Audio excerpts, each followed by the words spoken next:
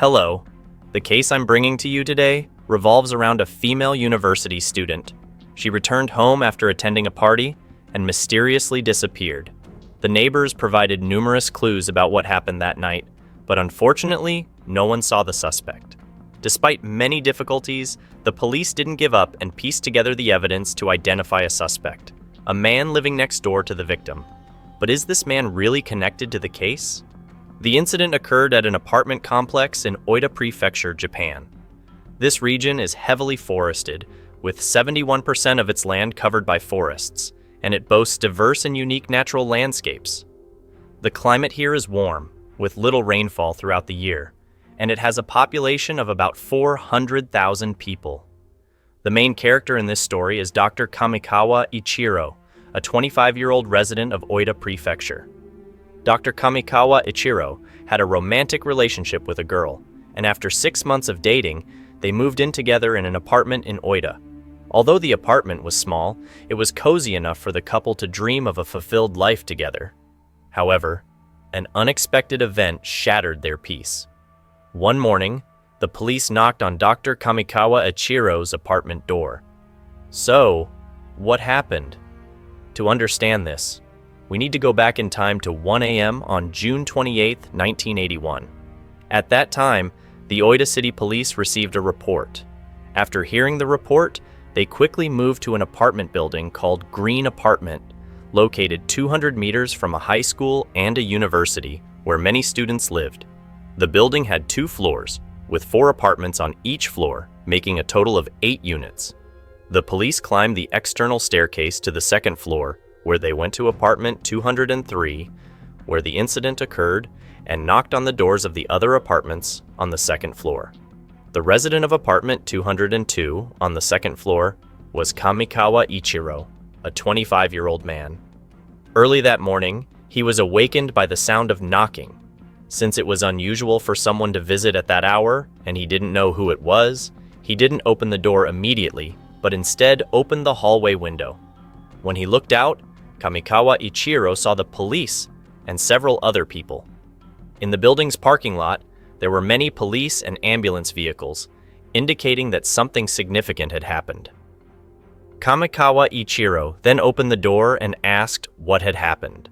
The officer at the door informed him that a murder had taken place in apartment 203 next door, involving a university student named May, and they wanted to know if he had heard or seen anything suspicious the night before.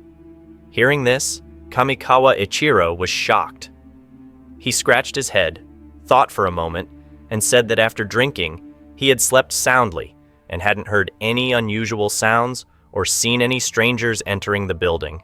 A few minutes earlier, the police had entered apartment 203. Inside the apartment was an open space in the middle, with a kitchen and bathroom on one side, and further in was a bedroom. Both the kitchen and bedroom lights were on. The bedroom floor was covered with 6 tatami mats, and on one of the tatami mats was a blood-stained pair of panties, while the other tatami mats had light pink saliva stains. In the kitchen, the 18-year-old victim, May, lay on the floor, her shirt rolled up to her chest, naked below, and her clothes wrapped around her neck. At the scene, the police collected a fingerprint and a hair sample, but no shoe prints were found. The room showed clear signs of a struggle, but there was no indication that an outsider had sneaked in. From the state of the scene, the police initially believed this was a crime committed by someone the victim knew. According to the forensic report, the victim died from suffocation and had been sexually assaulted before death. The time of death was estimated to be late on June 27th or early June 28th. The suspect likely strangled the victim with his hands before using her clothes to strangle her. Additionally, the police found type B blood on the victim, while her blood type was A, and the blood on the panties was menstrual blood. The saliva stains on the tatami mats were also tested and found to be type B blood. From this, the police speculated that on the night of the crime, the victim was resting alone at home. The suspect broke in intending to assault the victim, but she resisted fiercely by biting him, causing her saliva to fall on the tatami mats and the suspect to be injured. The unfortunate girl tried to escape but was pushed into the kitchen and sexually assaulted by the suspect. After the act, he killed her. Based on this, the police deduced that the suspect had type B blood. The person who called the police was the victim's older sister, Lee, a second-year student who lived with May in apartment 203. According to Lee, on the afternoon of the incident, she and May attended a school event together with other schools. At around 10:30 p.m., the event ended. Lee wanted to attend a second gathering, but May felt it was too late and tiring, so she decided to go home alone. Because it was late, 4 friends, including a young man, walked May home around 11:15 p.m. Afterward, the young man in the group escorted the remaining 3 girls home. At around 12:30 a.m., Lee finished the gathering and returned to the apartment with a female friend. When they arrived, they found the door unlocked, which was strange, so they hurriedly pushed the door open. The apartment was eerily silent, filled with a strange smell. The 2 girls turned on the light and witnessed a scene they would never forget. Lee saw her sister lying motionless on the kitchen floor, her clothes disheveled. Lee and her classmate were shocked and didn't know what to do, so they quickly went back to the event venue to find the young man who had escorted her sister home but couldn't find him. Then, Lee and her friend went to a nearby male student's house to tell him what had happened in the apartment. At 12:51 a.m., the group used a public phone to call the police. Upon receiving the report, the police quickly dispatched forces to check the scene, but at that time, most people were asleep, so they couldn't expand the investigation area. At dawn, the police began questioning neighbors around the apartment. Some neighbors reported hearing a woman's scream and someone chasing her the night of the incident. A resident on the first floor said that around 11 p.m. on the night of the incident, he had just returned home when he heard a woman repeatedly shouting, "Why? Why?" A while later, he heard a loud noise as if something had fallen. He thought it was just a neighbor's argument and didn't pay much attention. Around 11:40 p.m., a resident living on the second floor was suddenly awakened by a woman's screams, which sounded like cries for help, followed by the sound of furniture falling to the ground. This person felt that an intruder might have broken into one of the second-floor apartments, and concerned for their neighbors, they opened the door to check the situation. However, the hallway was empty, making it impossible to determine where the noise had come from. She knocked on the door of apartment 203 to see if the sounds were coming from there, but no one answered despite her persistent knocking. As she was about to return to her room, she again heard sounds of a struggle from apartment 203, and the woman's screams resumed. Terrified, she ran back to her room, locked the door, hid under her blanket, and eventually fell back asleep. About an hour later, she was awakened again by noises from apartment 203. This time, she heard normal-sounding voices coming from the apartment and felt reassured enough to go back to sleep. However, not long after, she heard strange noises again. Thinking the apartment might be haunted, she quickly changed clothes, went outside, used a nearby public phone to call her parents, and then took a taxi to her parents' home. Mr. C, a resident on the first floor in room 102, reported that on the day of the incident, he heard a loud noise from the second floor, followed by a series of footsteps. Finding this unusual, he listened closely, but after that, he didn't hear any further noises from upstairs. About 20 minutes later, he heard the sound of running water from the upstairs bathroom, possibly from rooms 201, 202, or 203.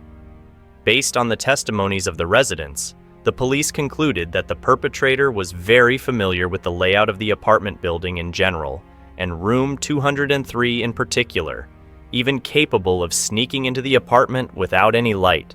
Therefore, the police believed that the perpetrator was likely someone living in the building. Upon investigation, the police found that Kamikawa Ichiro, a 25-year-old resident of room 202, exhibited many suspicious signs. His blood type matched the blood found at the crime scene. Additionally, he lived closest to room 203. When interrogated by the police, Kamikawa Ichiro explained his schedule in detail for the past 2 days. The day before the incident, Kamikawa Ichiro went to work with his girlfriend in the morning, and at 3 p.m. they went out with friends and stayed at a cafe until late before returning home. On the day of the incident, Saturday, June 27th, Kamikawa Ichiro and his girlfriend stayed home all day and slept until noon. That afternoon, his girlfriend wanted to go shopping, but Kamikawa Ichiro didn't want to.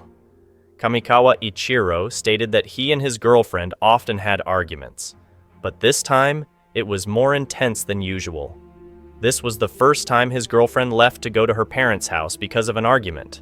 After his girlfriend left, Kamikawa Ichiro was alone in room 202. He then went out to buy some shumai and a bottle of whiskey. After dinner, he watched TV and drank a bottle of beer and 1/3 of the whiskey. When he started to feel drunk, Kamikawa Ichiro fell asleep. When he woke up, he saw that the TV show had ended and changed the channel. He remembered that the TV was playing music and then switched to a movie. Regarding the noises at the time of the incident, Kamikawa Ichiro said he was too drunk to remember clearly. The police checked the TV station's broadcast schedule and found that the movie Kamikawa Ichiro mentioned was not aired on June 27th, but on the evening of June 26th at 11:50 p.m. This indicated that Kamikawa Ichiro had provided an incorrect timeline or was lying. Since many people heard loud noises on the night of the incident, the police suspected that the victim May and the suspect Kamikawa Ichiro had a confrontation. Upon examining Kamikawa Ichiro's body, the police found injuries on his neck, chest, and left arm. Kamikawa Ichiro explained that the neck injury was from a mosquito bite and the chest and arm injuries were from an accident while working at a hotel. The police doubted this explanation and interrogated Kamikawa Ichiro's girlfriend. She confirmed that on June 27th, she indeed had an argument with her boyfriend and then went to her parents' house, matching Kamikawa Ichiro's account. The police also questioned Kamikawa Ichiro's colleagues, and some suggested that he might have been injured by accidentally bumping into a beer rack while working. However, the police still believed that the injuries on Kamikawa Ichiro's body were from May's self-defense. This incident was reported in the local press, causing public uproar. Kamikawa Ichiro was also notified by the hotel where he worked, asking him to take a temporary leave of absence to await the police investigation. So, who is Kamikawa Ichiro? The suspect Kamikawa Ichiro was born in 1956 and lived in Ono County, Oita Prefecture, Japan. He grew up in a farming family with 6 members, being the youngest child with 3 older sisters. As the only son, he received a lot of love. When Kamikawa Ichiro was in 4th grade, his father was hospitalized for severe diabetes, drastically changing Kamikawa Ichiro's life. To afford her husband's treatment, his mother had to leave home for work. Since then, Kamikawa Ichiro lived with his 3 sisters. Lacking parental love and guidance, he gradually developed psychological issues. After a period of treatment, Kamikawa Ichiro's condition improved and he enrolled in a high school. After graduating, Kamikawa Ichiro enrolled in a college, and after completing his studies, he joined the Japanese Air Force. At the age of 24, Kamikawa Ichiro was involved in a car accident due to drunk driving, which resulted in a broken jaw and forced him to leave the military. He then found a job as a hotel server. That same year, Kamikawa Ichiro's father passed away due to illness, causing Kamikawa Ichiro to become increasingly lazy, constantly feeling depressed and working very carelessly. Kamikawa Ichiro later met a woman at his workplace, and coincidentally, they had attended the same high school. He became very close to her, his heart gradually filled with joy again, and they eventually developed a romantic relationship. The two of them then moved into an apartment in the city of Oita to live together. During the half-month investigation period, Kamikawa Ichiro was repeatedly subjected to harsh police interrogations. However, Kamikawa Ichiro's responses were always the same. He did not remember and claimed he had drunk too much and fallen asleep that day. Since becoming the main suspect in the case, he was not only forced to take a leave of absence from the hotel, but also had to break up with his girlfriend. Even the apartment where Kamikawa Ichiro initially lived was reclaimed by the landlord. Kamikawa Ichiro was extremely angry. feeling that his life had been completely ruined by the police, so he was very uncooperative with their investigation. As for the police, 2 months after the incident, they still believed Kamikawa Ichiro was the perpetrator because they could not find anyone more suspicious than him. However, due to insufficient evidence, they temporarily could not prosecute Kamikawa Ichiro, who was then allowed to return to work at the hotel. That year saw a series of major cases, including several arsons, a 5 million yen bank robbery, and the Green Apartment case. Among these cases, the bank robbery and the Green Apartment case remained unsolved, causing great concern among the public and putting significant pressure on the local police. 6 months later, one day, Kamikawa Ichiro received a bonus from the hotel. He was very happy and went out drinking with 4 colleagues to celebrate. All 5 of them got drunk and even assaulted a taxi driver. The police quickly arrived, and Kamikawa Ichiro was arrested again. The next morning, the hotel where Kamikawa worked arranged a lawyer for him. The lawyer persuaded Kamikawa to admit his guilt, claiming that he didn't remember because he was drunk, which would result in a lighter sentence from the court. Kamikawa followed the lawyer's advice and was indeed released by the police afterward.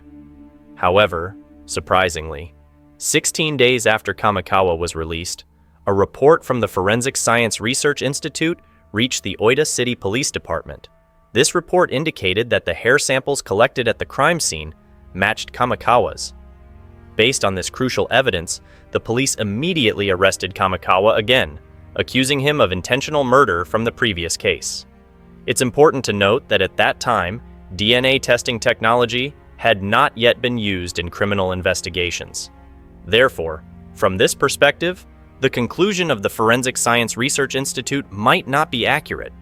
In fact, the fingerprints collected at the scene did not match Kamikawa's. Otherwise, he would have been arrested long ago. However, during the interrogation, the police insisted to Kamikawa that his fingerprints and hair matched the evidence at the scene. Kamikawa couldn't understand this, and he steadfastly denied ever entering room 203. After a month in jail, Kamikawa felt extremely distressed. During police interrogations, he was always seated near a window which was always open. The bitter cold wind of winter constantly blew in, causing Kamikawa to quickly catch a cold. However, the police did not allow him to take medicine or see a doctor, and they continued to interrogate him, making Kamikawa feel both physically and mentally exhausted. During his more than a month of detention, he had not been allowed to see his girlfriend and family, who must have been very worried about him. 3 days later, Kamikawa could no longer endure the torture. He tearfully begged the police to let him see his family. Kamikawa then wrote a confession letter, signing his name on the back. That afternoon, Kamikawa was allowed to meet his family as he had wished. He received medical treatment and was also evaluated by a psychiatrist, who concluded that he was mentally sound. The police conducted 4 experiments with the defendant Kamikawa, giving him the same amount of alcohol he had consumed on the night of the murder. Each time, Kamikawa became heavily intoxicated and fell into a deep sleep. They monitored his sleep, but could not draw any conclusions. Kamikawa was also suspected of having amnesia, but this could not be proven. On March 15, 1982, Kamikawa was prosecuted on charges of intentional murder and rape. Kamikawa's defense team was surprised and puzzled when they reviewed his confession. They found that Kamikawa had been forced to confess while under the influence of a sedative, leaving him unable to respond coherently and only able to give mechanical answers. Kamikawa had admitted in his delirious state that he had been to the victim May's house and had sexually assaulted her.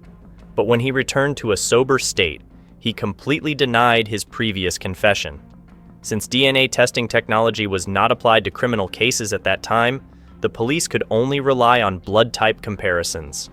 Therefore, the evidence the police held was not sufficient to convict Kamikawa.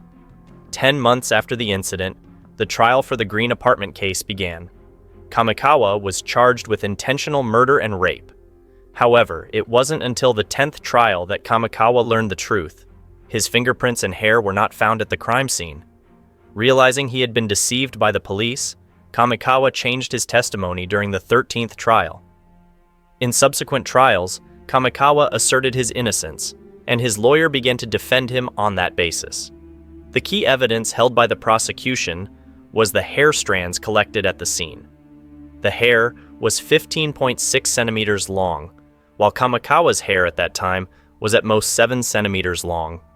Kamikawa's mother also confirmed that 10 months before the incident, her son and husband had attended a funeral, so they had their hair trimmed neatly. With a hair growth rate of about 1 centimeter per month, Kamikawa's hair could only have grown to a maximum of 11 to 12 centimeters after 10 months, far short of 15.6 centimeters. This was evidence that Kamikawa had been coerced into confessing in order to see his family, rather than doing so voluntarily. During the trial, the police argued that Kamikawa's testimony was inconsistent and unreliable, and that his initial confession was much more credible.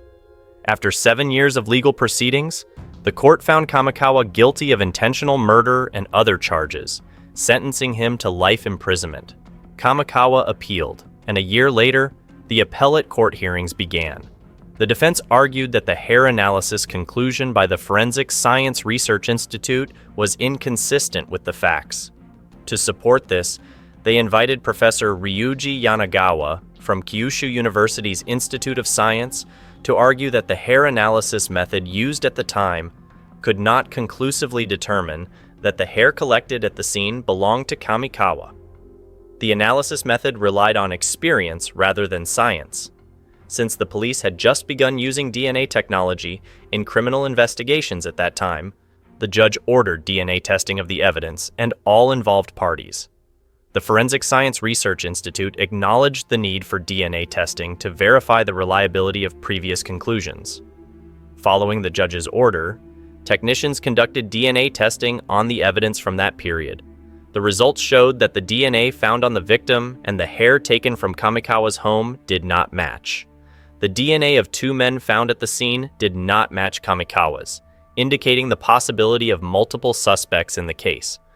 After 5 years of legal proceedings, the court declared Kamikawa not guilty. Following the verdict, applause and cheers erupted. After being released, Kamikawa's lawyer and supporters organized a grand celebration. As for the Green apartment case, the statute of limitations had expired, so even if the real culprit were to confess, they could no longer be prosecuted. Thus, the case was closed, the wrongly accused was exonerated, but the true perpetrator of the heinous crime remains a mystery. It was a joyous outcome for Kamikawa, but a sad conclusion for the case. And you, what do you think about today's case? Please leave your thoughts in the comments below. Thank you for taking the time to listen. If you can, please give this video a like and subscribe to our channel. Goodbye, and see you in the next video.